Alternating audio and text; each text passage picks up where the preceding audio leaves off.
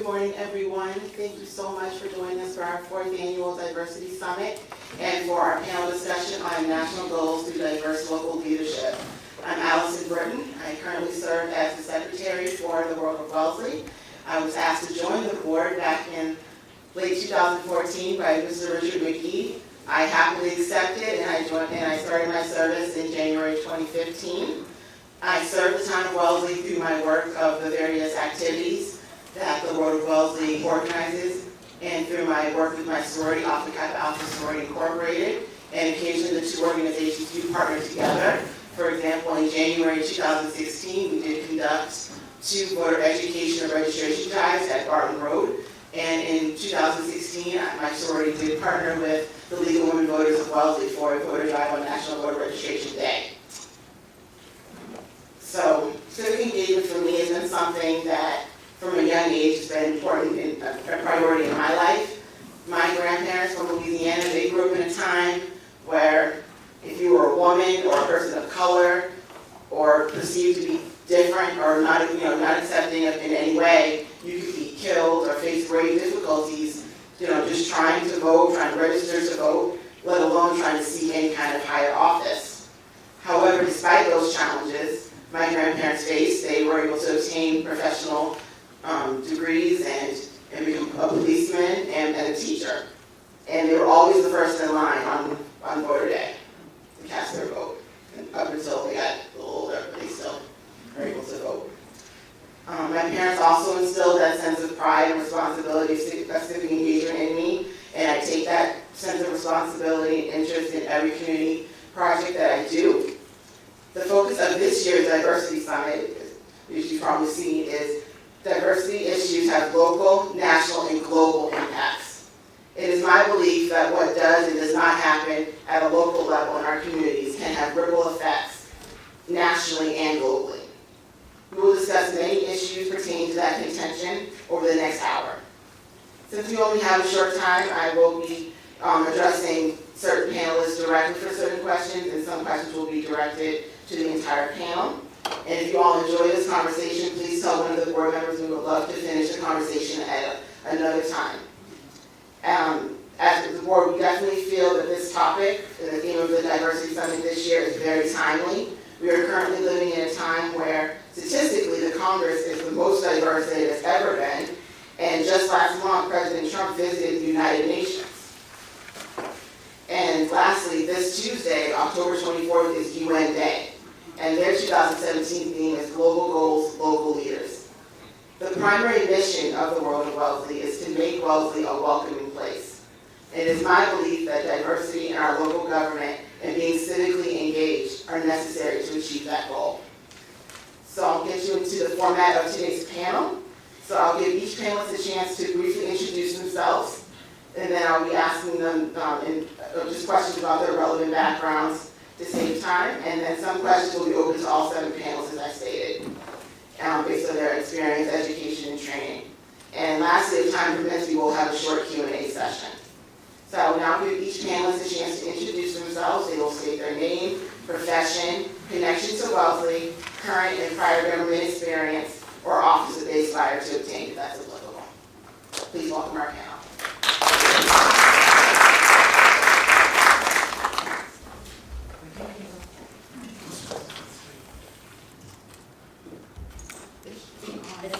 Is it on? Yes. Yes, it's on. Okay. Good morning, everybody. I'm Marjorie Furman. Again, I am currently on the Board of Selectmen in my 3rd year. I am professionally trained as a trial lawyer and a Jewish educator, although I am not currently working in either of those fields. My husband and I moved to Wellesley in 1991 with our then 2- and 4-year-old children, both of whom went through the Wellesley Public Schools, and they are now 28 and 30.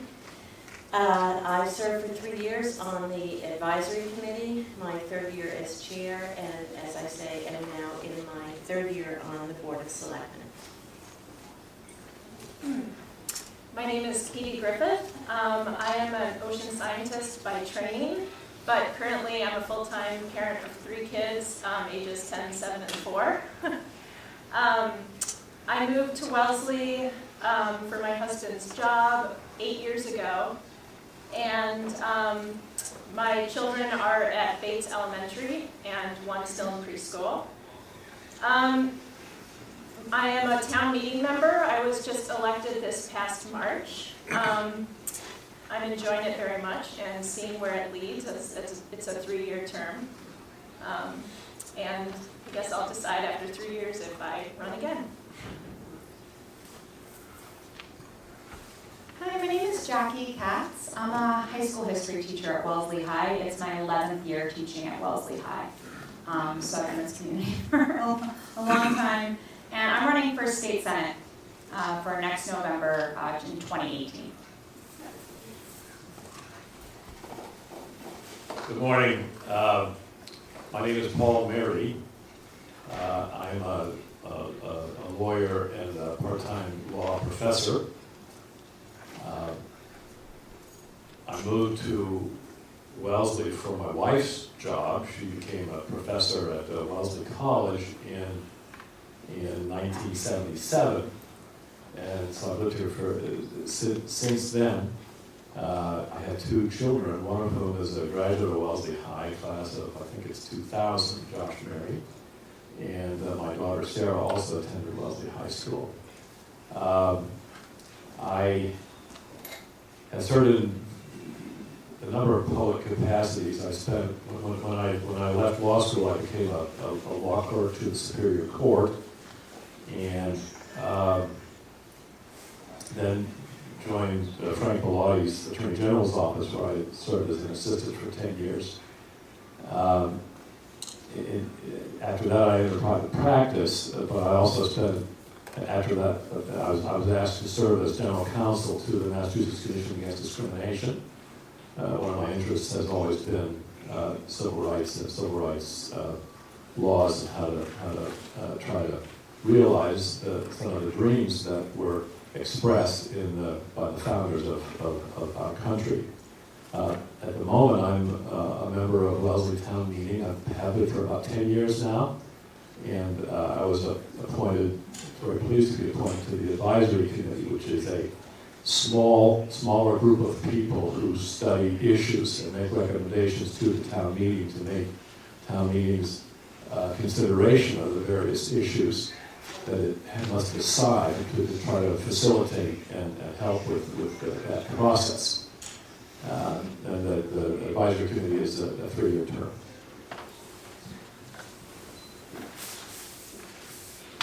Good morning, I'm Kathy Nagel. I'm the town clerk in Wellesley. I was elected to that office 15 years ago, and I am in the last 4 months of my service as town clerk because I'm going to retire in March. I am by training a lawyer. That seems to be a theme here, but not necessary to participate in Wellesley town government by any means. I moved here in 1980 with my family. We have 4 children. They all went to the Wellesley Public Schools and are graduated and now have kids of their own, so that all worked out pretty well. I hope that this panel encourages all of you to take the plunge and get involved in Wellesley town government. I'm Tom Allfelder, and I also am an attorney by training and practice law for the second half of my career. The first half I have a master's in public health as well, and I was a hospital administrator, a lobbyist for the Connecticut hospitals.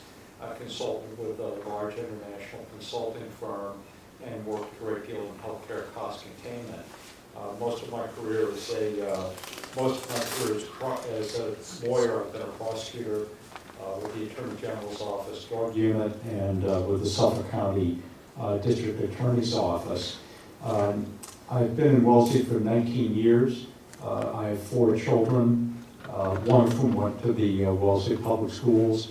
I've been a town meeting member for around 12 years or so. I currently am in my first term on the Board of Selectmen in my first year, and I served on the Town Government Study Committee. Before that, in Connecticut, I was one of the commissioners on the Town Planning and Zoning Commission in Connecticut, where I lived.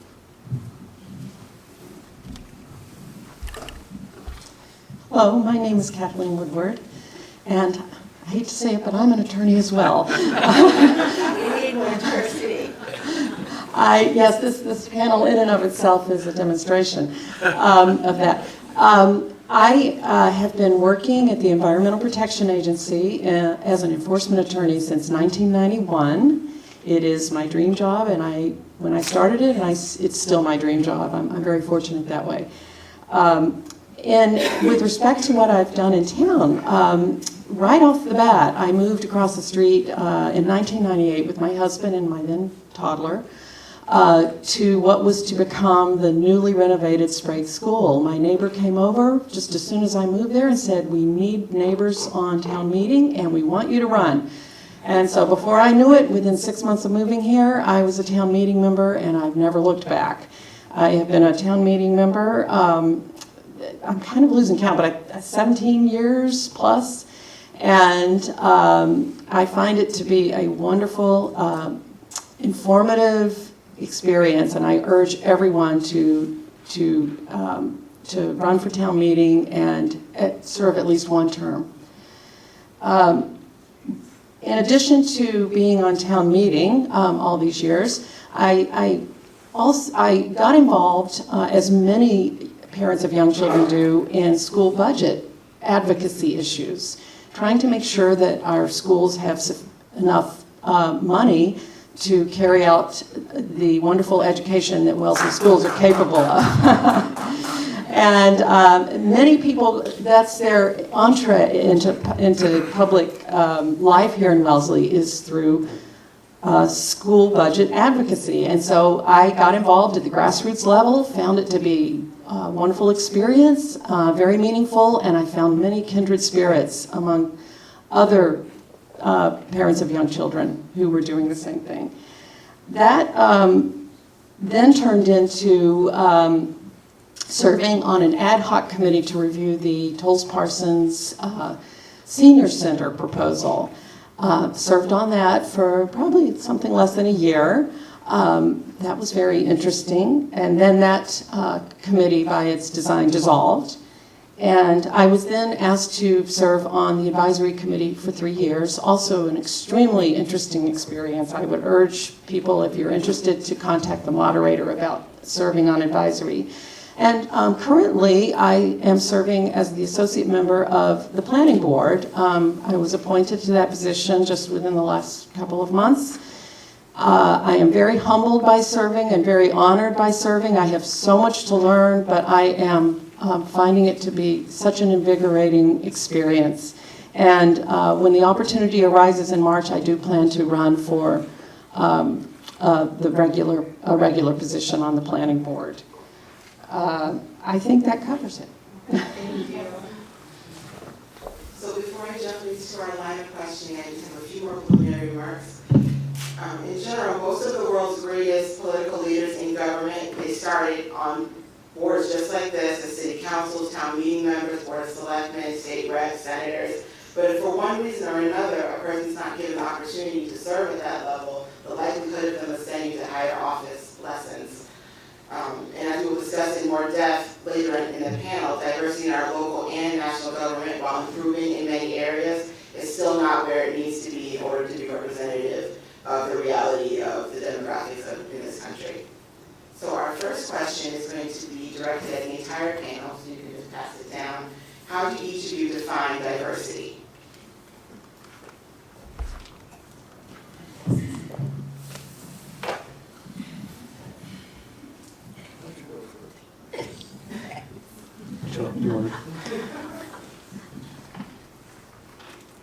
Here in Wellesley, we've been trying to look at this question again. I'd referenced earlier, and this is really Marjorie Fryman's area to discuss in depth, but as we go forward with a unified plan, and as we looked at the form of government here in Wellesley through the Town Government Study Committee, this issue came up time and time again. I think there are the more obvious definitions and straightforward definitions of diversity that we tend to see in terms of color, that we tend to see more recently in the past 30 years or so in terms of sexual orientation. I think what we're learning is that diversity is anything that's different than we are, that can become part of the fabric of a community, and it needs to be nurtured and needs to be protected. So I think it's not just our color, it's not just sexual orientation, it is sexual preference, it is, and you know, where you really begin to see the need to pay attention to this is in our school populations, for example. I think that the risk of not recognizing the existence of diversity, particularly when it doesn't involve color, and the risk of not protecting that diversity is great, whether it's depression, whether it's self-medication through drugs and alcohol, whether it is suicidal thought. We have to protect the real feelings that people have about their identity and how they fit into whatever context within which they're living, working, operating at any given time. So I think there's another piece too, which is economic diversity.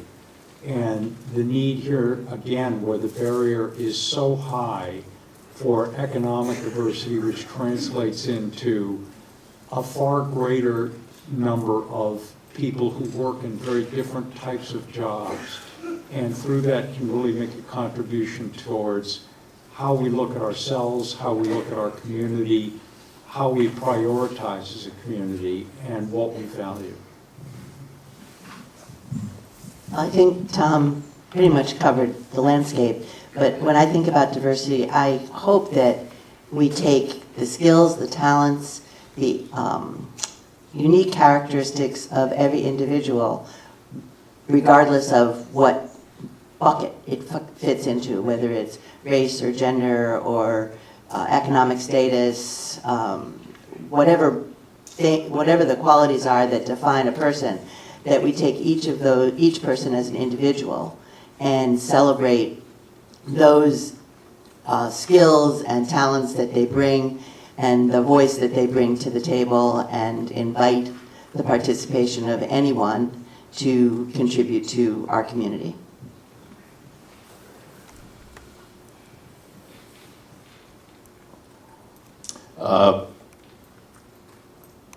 To my mind, the goal that we strive for with activities such as this Diversity Summit and the activities of the World of Wellesley, which go on throughout the year,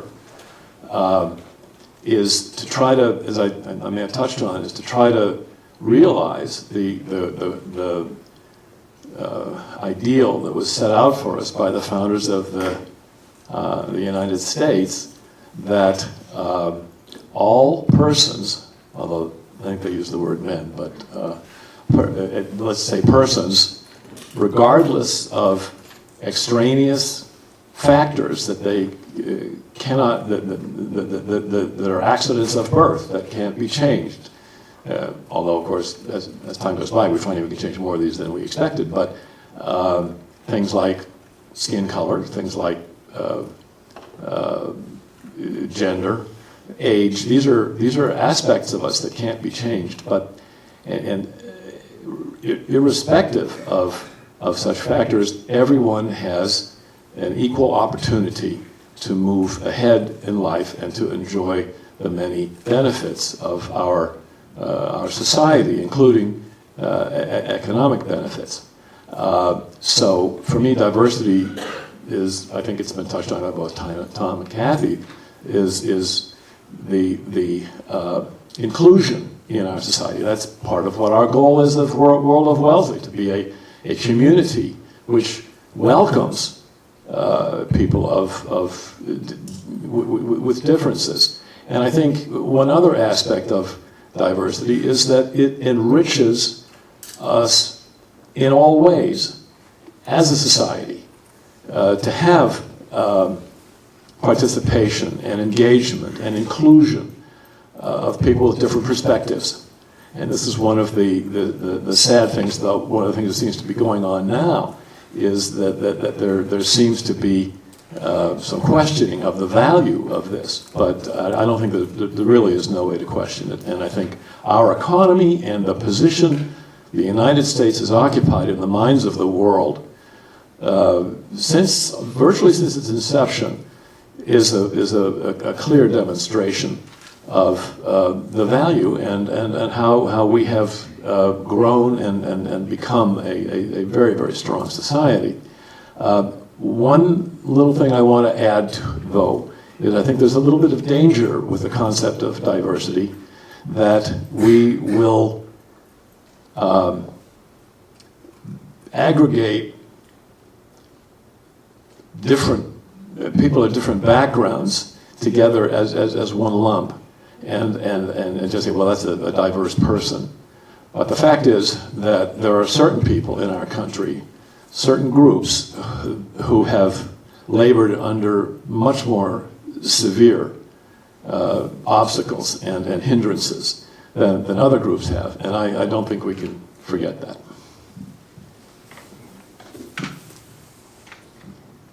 I think I agree with a lot that's been said already in defining diversity as different experiences and bias and perspectives that people bring. I would just add that I think every single person can bring diversity to a conversation or to an event. And I think sometimes it's easy to forget that white people can bring diversity. And I just wanted to mention that diversity, I think you were getting to this, is that it's not just finding a bunch of people of color or people who are different from what the norm might be considered, but actually valuing all different perspectives.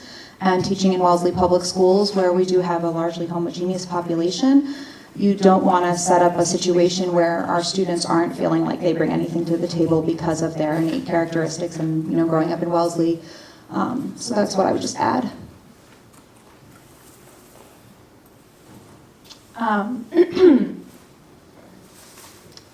When I think about government and how it can be the most effective it could possibly be, I feel like it needs to reflect the society that it serves. And this is a huge issue that has always been a problem. And I'm trying to think about how this can change from the ground up, and thinking about what we define as diversity. The big ones you always think of are race and gender. And I think we need to also think about disabilities, we need to think about age and sexual orientation. There's just such a wide array of things to keep in mind. And I just think that until we have people who are serving that accurately reflect the people, that they're serving, I think there's a lot of work to be done. And I'm thinking of all these ways how we can get moving on that. I'd like to just take a minute to tell you what the unified plan is that you've been hearing about this morning, because it's an opportunity for everybody to participate in the visioning for Wellesley. The Planning Board is charged with updating its comprehensive land use plan every 10 years.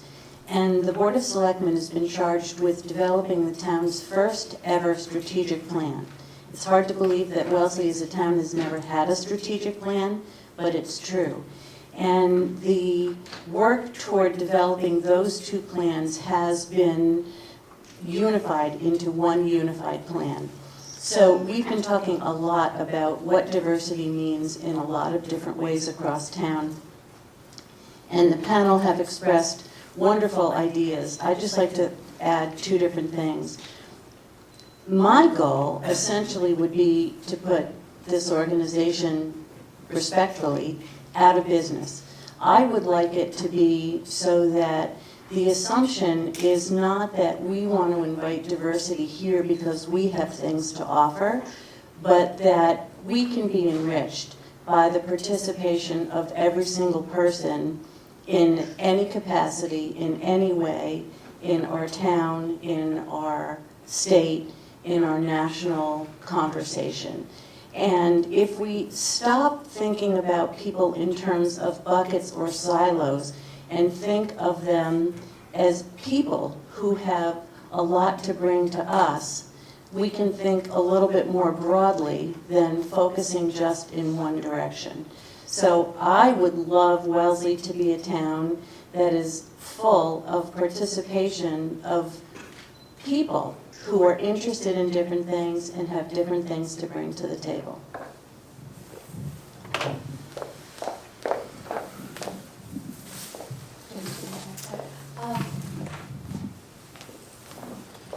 I think that, I think you all talked about diversity very thoroughly, and I don't have a lot to add, except that I would like to say that I would add, I don't think I heard anyone mention economic diversity, and if you did, I apologize.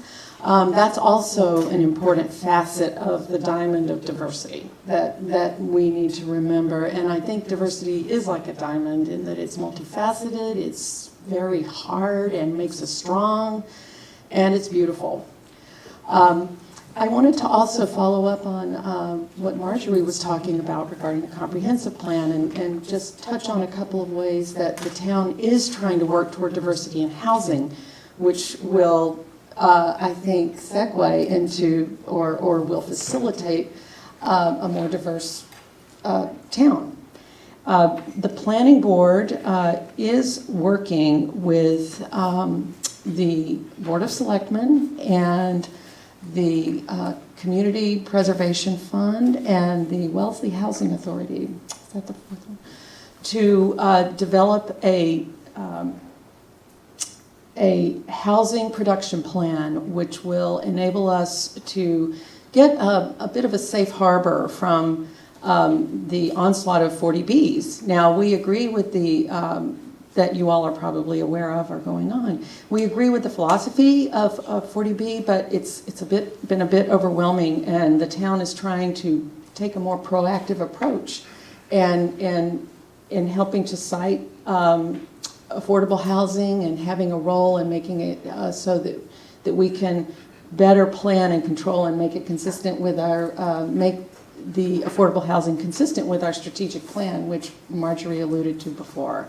So the housing production plan will likely be in place sometime in the spring, so stay tuned. Another thing the town has done is pass inclusionary zoning, which means that if a development is of a certain size, as few as 5 residential lots, for example, 20% has to be affordable. And there are exceptions and other ways of working through that, but it has been, I think, very helpful in facilitating the introduction of more affordable housing in town. So it's actually a great segue into what we're going to talk about next. I also wanted to say that the issues that were raised in terms of thinking of diversity beyond just race and gender is something, time permitting, that we will discuss at the level of Congress and some of the diversity that's going on there beyond just race and gender. So the next question that I have is, what initiatives have you participated in to increase diversity or civic engagement within a given demographic, and why was it important for you to do so? You kind of already started talking about your initiatives. If anyone else has anything they want to share about any initiatives that they've done to increase diversity or civic engagement, and why was it important to you?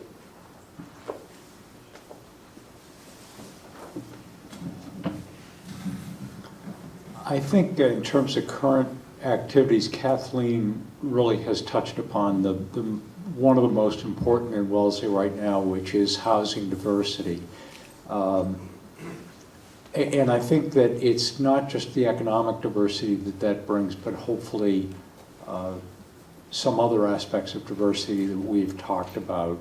And I hope this is going to be a very successful way to integrate housing that is more affordable within Wellesley. I think that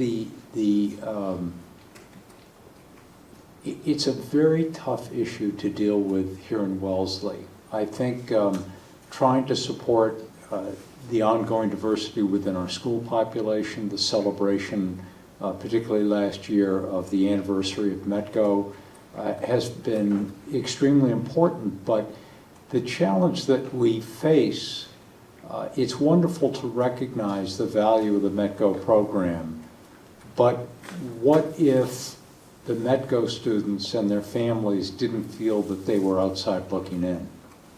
What if we could enable Wellesley to be a community where we looked like the METCO families that were coming here? And isn't that really a more important goal long term? So it is an important and wonderful opportunity, and Wellesley should be very proud of the long history of inclusion through our educational facilities.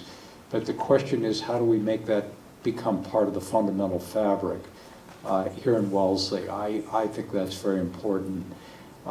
There's another issue too that I should have mentioned before that's easy to forget about, and that's religious diversity here in Wellesley. And during the holidays, when you go by Town Hall and you see 3 symbols, not the usual 2 of the major religions in this world, I think that's something that we need to remember, and something that we need to be fighting for constantly. So I think the Board of Selectmen always has the challenge of not moving forward with what our own personal feelings might be. That may be a filter with which we look at issues. But as I was talking about earlier before we began today, we have more than 28,000 residents. We have a countless number of businesses. We have a countless number of visitors here in town. And we have to be concerned about making decisions that are in the best interests of the widest number of people in any decision that we have to make. One of those needs to be evaluating how we do that in the interests of the most diverse group of people that we can, so that they can take advantage of all the attributes that Wellesley has to offer.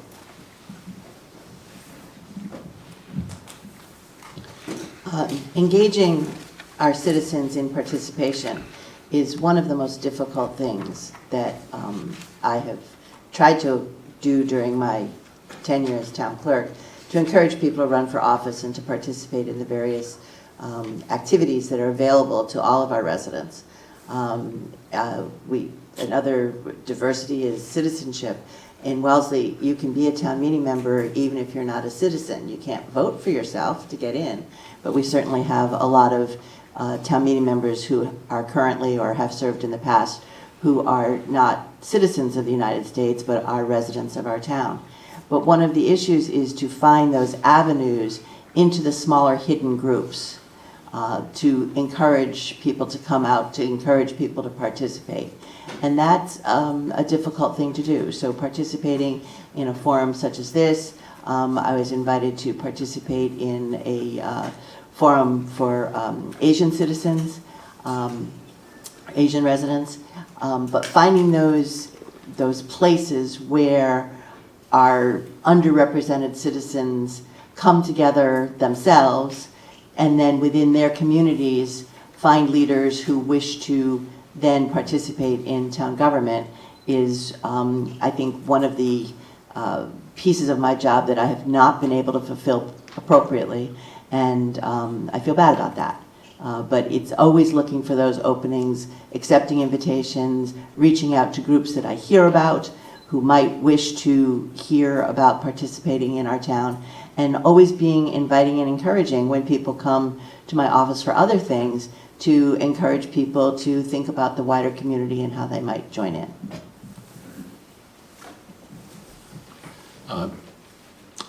Initiatives to encourage diversity. I should have mentioned when I introduced myself that I've actually been a member of the board of the World of Wellesley for, I think, at least 12 years. And so there have been lots of opportunities, I'm fortunate to say, to work with the World of Wellesley to try to develop programs and other activities that will encourage diversity. One of the issues that's been of particular interest to me is schools and inclusion of faculty of diverse backgrounds and different colors. Wellesley's a wonderful town. We're amazingly blessed to find people like the people on this panel here with the depth and breadth of talent and skills and knowledge and dedication to commitment to making our town the best it can be. We're very fortunate in that. It's also true that if you walk down this Washington Street or any street in downtown Boston, at least the way people look is somewhat different from what you see in Wellesley.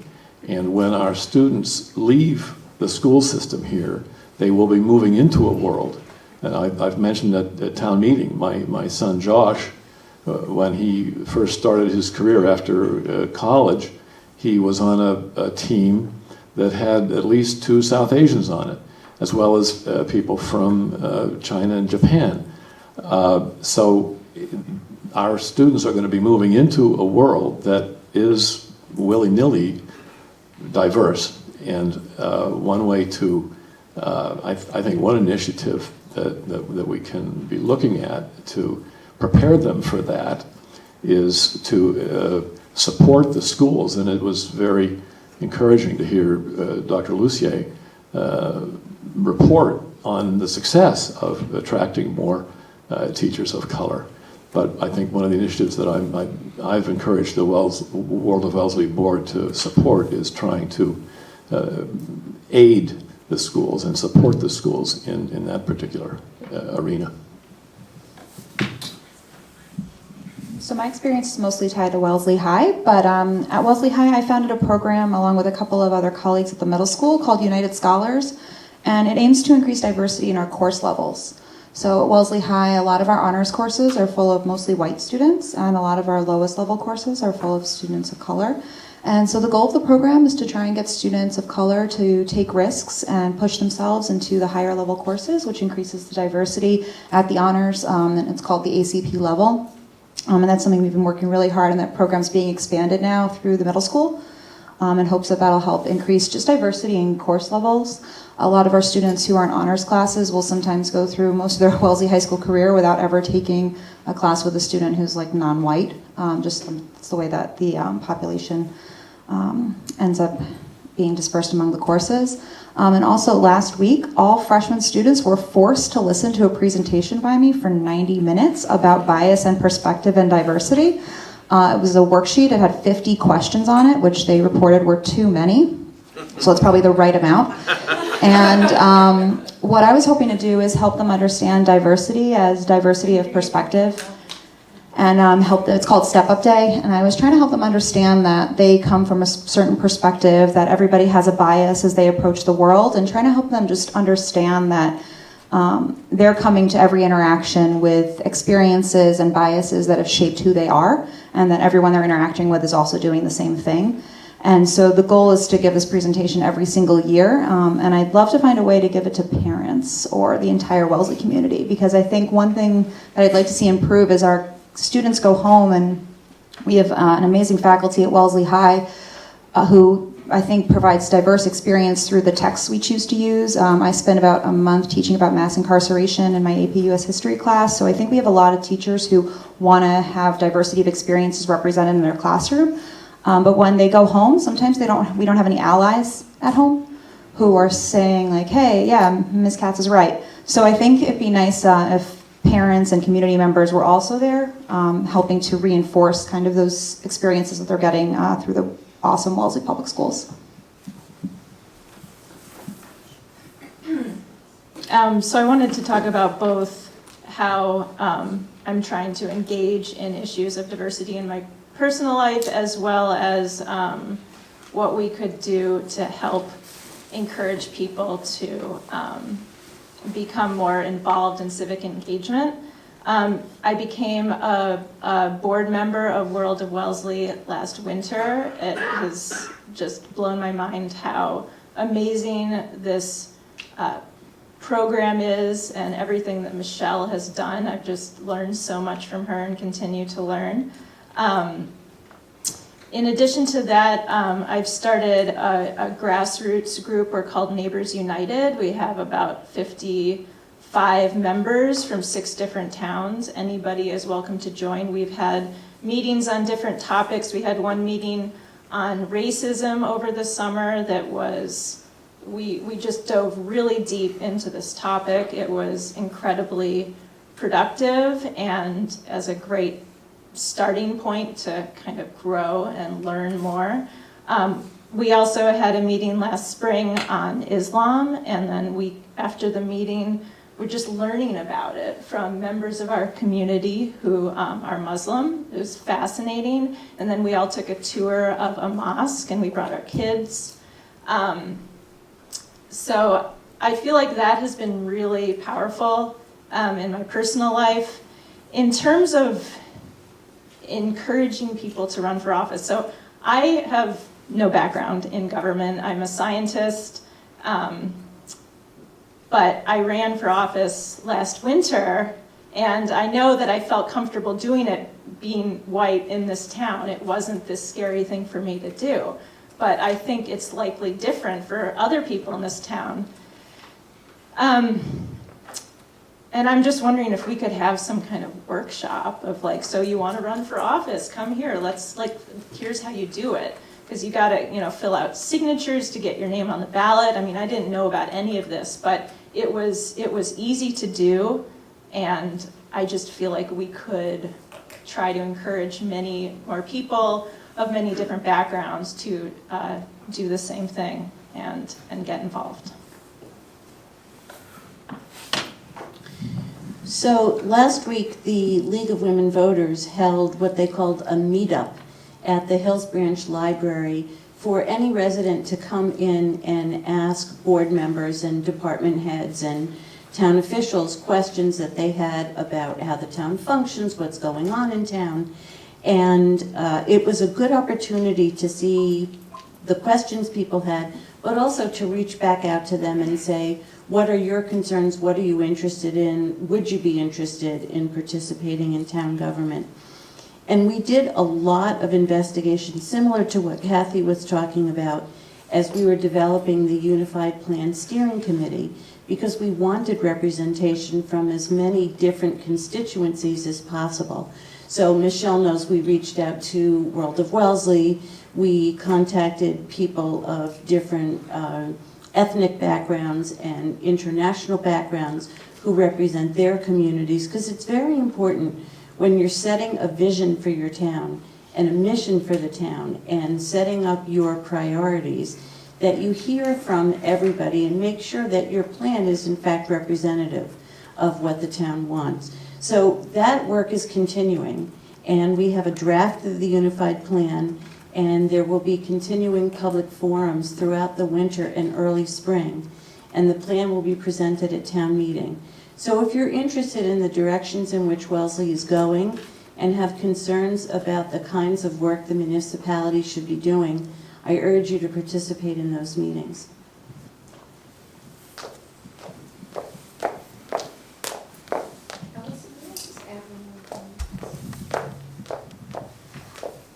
Listening to everyone and thinking about what has worked in Wellesley so far, I think, brought to mind a couple of thoughts. That the best way, I believe, to overcome prejudice against groups and to open channels of communication is to know members of that group personally. And I've seen this be successful in my children's experience in the Wellesley Public Schools. And in 3 ways that I can think of, well, really 4 ways.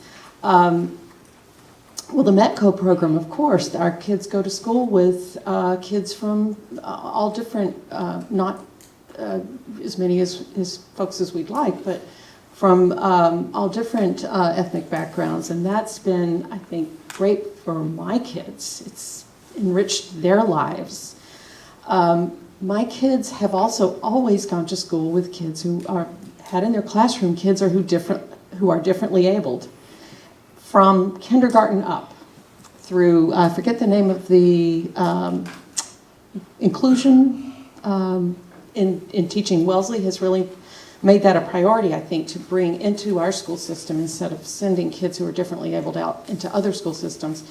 And so my kids just completely accept these kids as part of the community. They don't even comment on it.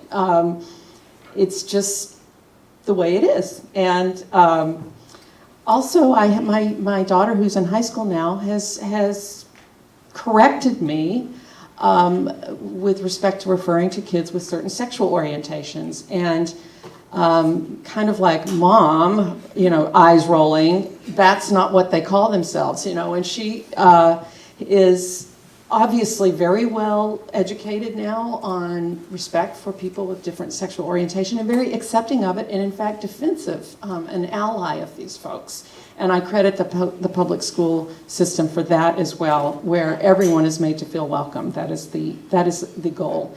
And finally, one of my daughter's closest friends lived in one of the homes that is considered affordable housing. And so my daughter has, this young lady has completely integrated into the community, and no one even gives it a second thought. But this is an introduction of economic diversity through affordable housing in our town. And all of these things are interwoven into the fabric of our town through our schools and our housing. And we need to build on that, on those successes, I think. Michelle, can I have a time check? 10 minutes. Okay. So I have a lot more questions, so I'm going to have to fast forward, obviously, but I expected that.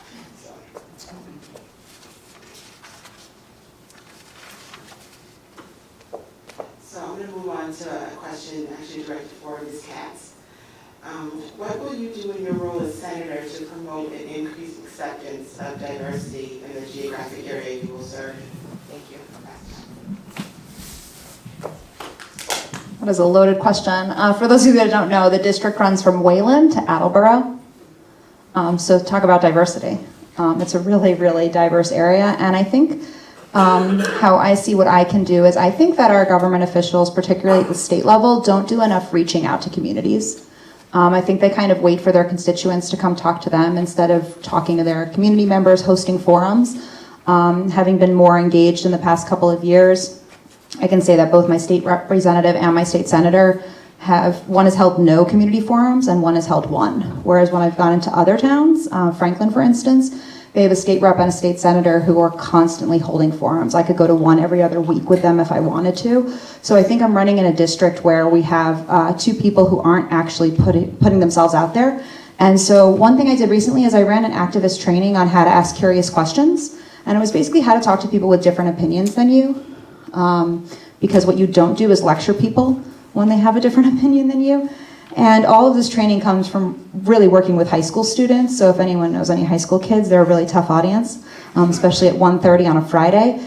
And so one of the things I've learned is how to talk and ask questions and really listen to different perspectives rather than just trying to tell people what to think. Because if you tell a high school boy what to think, they don't want to hear it. And so I think one of the things I can bring to this office is really being able to ask questions and hear different perspectives and present different opinions that don't come off in a way that I'm trying to lecture at somebody, because this is what I do on a daily basis, or that I'm trying to change your mind, but just presenting different ideas. And so I've met some constituents. I was at Rentham Days, and I met somebody who wanted my opinion on Confederate monuments coming down. And I could have talked about that for 25 minutes. Instead, I asked him a lot of questions about why he thought they shouldn't come down, about perspectives of families who might have enslaved people in their history. And he left the conversation saying, I see your point. And I want to point out, I never said anything. I only asked questions. So he got his own point from me not saying anything. So I think that one skill I have is being able to help people understand the importance of diversity, because when you're introducing diversity to 14 and 15-year-olds, it's really hard. And what as a single teacher, a single experience could really turn someone off from understanding diversity for years. And I've seen this happen with students before. And for the Step Up Day I was talking about, we had students helping us with Step Up Day. And I said to them, you could ruin this for everybody forever.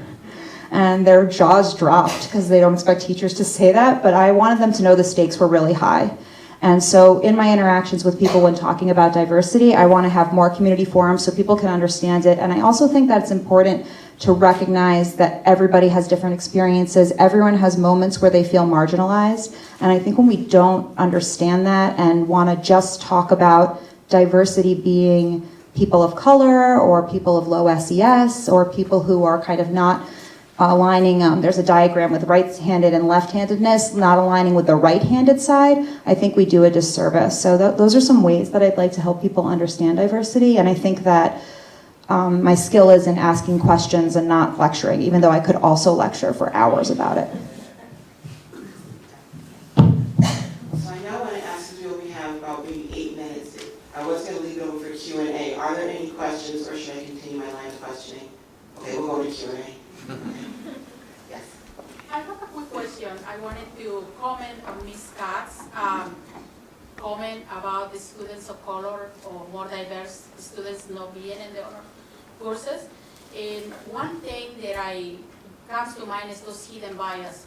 When I first arrived at the high school and met with my guidance counselor, I remember how hard it was for me to enroll my children in the honors courses.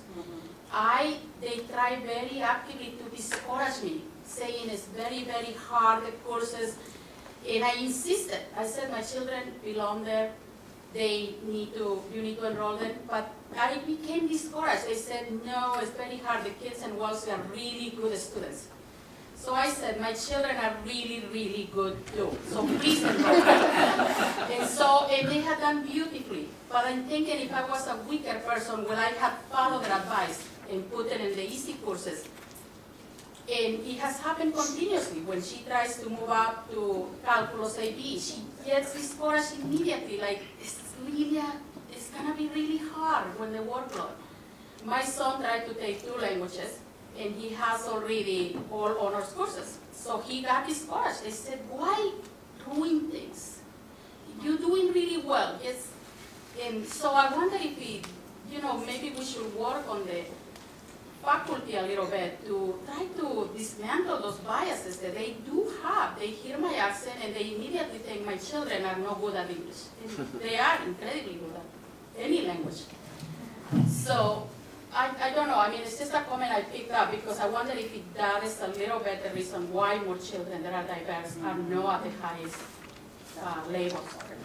Yeah, well, luckily at the high school, we do have a policy where a student can take any course that they want to, so they're not limited by the system. So just one really good thing about our school is we don't have tracking where if you want to take an honors course, you 100% can. You're definitely right that parents have to push for that. And we are working with the faculty on bias. So at Wellesley High School, we have a group that is called One Wellesley.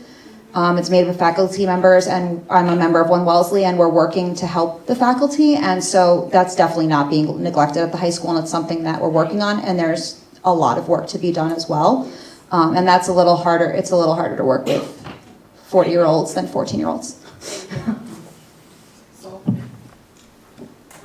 Hello, my name is Laura Soul Brown. I work at Mass Bay Community College, and I'm also on the board of World of Wellesley. So my question/comment kind of connects to what you were saying about unconscious bias, and listening to the work that's being done with the town of Wellesley in terms of trying to be more inclusive. So just in listening to this conversation, I'm thinking about cultural competency and how that work can be done more at your levels that would help in terms of being more inclusive for people who are not like you to think, hey, maybe I would like to be a part of the leadership of this town. And I mention cultural competency because even in hearing the discourse, things like accident of birth, when we talk about race or gender, is not really, that kind of language isn't helpful, and it's just sort of like coming off the top, but these are the things that you have to kind of dig into and do that kind of work, because when you're a predominant group, there's a tendency to have this sort of like predominant language. So I want to mention that. And I'm trying not to lecture, but that just stuck out for me. But then also as I'm listening, because I'm just learning, I'm wondering, is there like a race and inclusion committee or commission in the town of Wellesley? Because there is a lot of, or there are a number of people who don't fit the sort of Wellesley stereotype of who lives here, who actually are residents or engaged in the town. And again, because these are very sensitive issues and there's a lot of depth to them, maybe if there were some kind of commission or committee that really focused on race and inclusion at the town level, then you could have some folks who are really committed to working through these issues. And I will just finally say that Mass Bay Community College, which is across the highway there, has a lot of folks who come to this town on a daily basis who are not your typical Wellesley folks. And many of them don't feel really connected. And some of it is like the encounters that they have when they go off campus and they're not, welcomed. They're not feeling welcome. And so how can we work more, say with Mass Bay, because it's a great, community of diverse people, and it's a learning community. And we welcome, I guess I'm speaking for the president. I would say that I think that the college would welcome more engagement with you and your many constituents. And if there are ways we could think about that, I think that we could be helpful in sort of the learning of how we can all kind of connect in honest, authentic ways. I have a couple questions we all touch on. Did they answer the question? Because I'm curious about the answer. Is there some kind of a race commission committee? Laura, thank you very much for that question. The Board of Selectmen actually just had breakfast with Dr. Padel and some of his senior advisors on Wednesday. And the last half hour of our meeting was focused on things that we could do in collaboration. And I'm embarrassed to say that that specific issue didn't come up, but everybody at the college was so eager, and everybody on our side of the table was so eager to find ways we could work together. We talked about other initiatives between the town, like working on food insecurity, because a majority, you may not know this, a majority of Mass-based students exhibit or experience food insecurity. And the town has partnered with the college to work on addressing some of these issues. But I think your idea is another really good one, and a 3 or 4 part conversation among the schools in town and the municipality would be a welcome opportunity, I think. Thank you. I'm subject to correction on this, but just to answer your direct question, whether there is a state or a town body that addresses the question of diversity and relations amongst people of different backgrounds. My understanding is there was an incident a good many years ago that raised that issue. The Commission Against Discrimination, by the way, does have provisions in the statute that towns can set up those kinds of commissions. They're sometimes called human relations commissions, and the MCAD actually coordinates that. And Richard McGee, who was one of the key people starting the world of Wellesley, I used to work with him at the MCAD on relations with those different kinds of commissions. My understanding is that the town declined to establish that commission, and rather that's how the world of Wellesley got started. It was kind of a volunteer group that was supposed to fulfill this, a similar function. But if there are others who have better knowledge of the history, I invite them to add. One last question. My question is probably more directed at the Board of Selectmen and the Planning Board member. You're trying to develop more affordable housing in Wellesley, and how will you do that? And there's a state minimum of 10%. Well, wait, Wellesley, are you trying to meet 10% or are you trying to go above 10%? And I come from a community that is also struggling with this.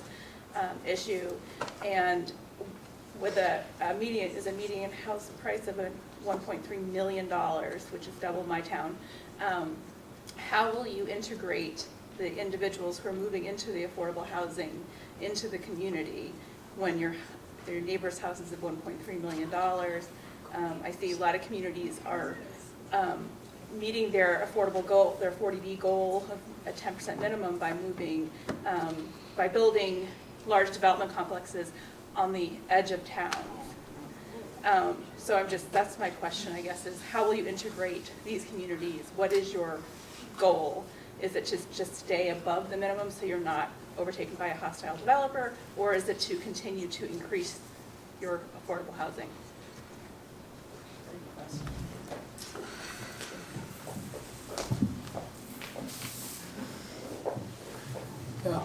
Kathleen should address this too, because she's really been,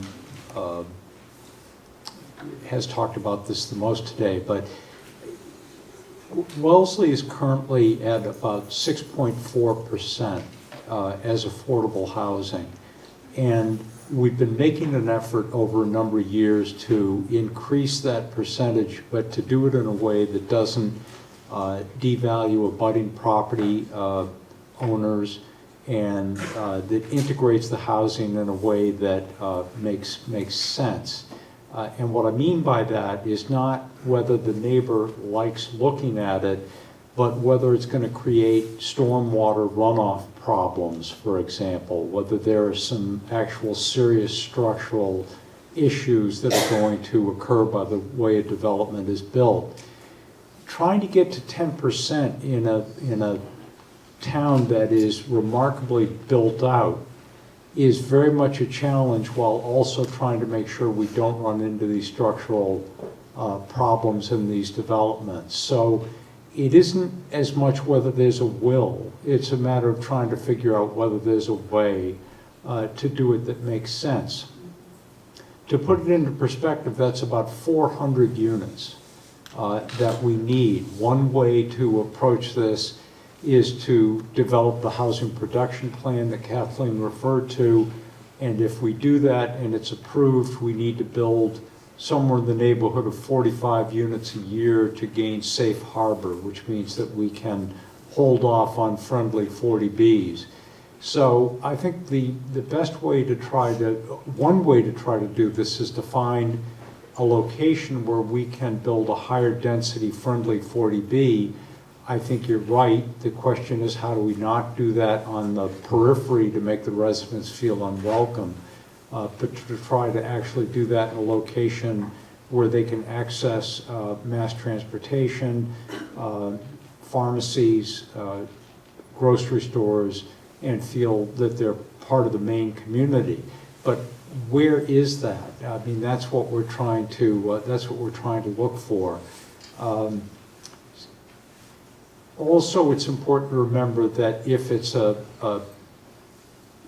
development that is owned, then only those units that are moderate income count towards that 400. If it's a rental facility, then regardless of the percent, 20 or 25, all of the units count. It's a challenge. You're raising a very good point. I would love to be able to sit here. The politically polite thing to do or advantageous would be to tell you, oh, we'd love to get to 15%. The real answer, the honest answer is we're going to be lucky to be able to get to 10%. Just because, not because of the lack of will, but trying to find a way to actually do that. I would just say that, and I would ask Marjorie to chime in if I'm mischaracterizing this at all, but the goal, one of the major goals of our strategic plan that's under development is to provide diversity of housing. And I don't believe there's any reference to the 10%. I have been involved in the process of developing this plan, and while that is certainly a consideration and our first goal, because we need to work towards something, but I have never heard anyone say we would stop there, because we want to serve we want to serve a wide range of diverse groups and even just people who want to stay in Wellesley and downsize, or young families that want to move in. I mean, it's a whole range of folks. So I think the short answer is that we do not plan to stop at the 10%, but we first got to get there. And the other thing is about integrating. There definitely is an interest in looking at potential projects that would be provide walkability to schools, to trains, to commercial areas. That certainly makes a parcel more attractive, I think. So, Marjorie, do you have anything to add to that?